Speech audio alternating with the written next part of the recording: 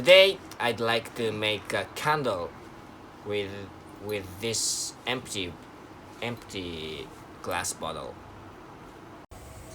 Here is what we prepared: jar, cooking oil, solid medicine, scissors, string, chopsticks, and a pot for warming up oil.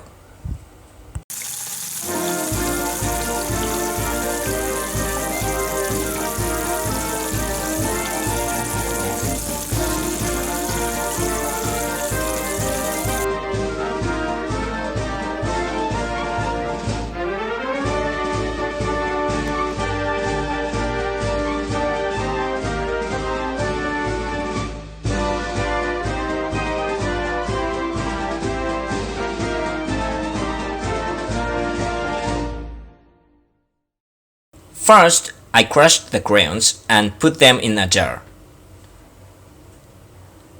I hung the string on the chopsticks. Next, I warm up the oil and mix in the solid medicine.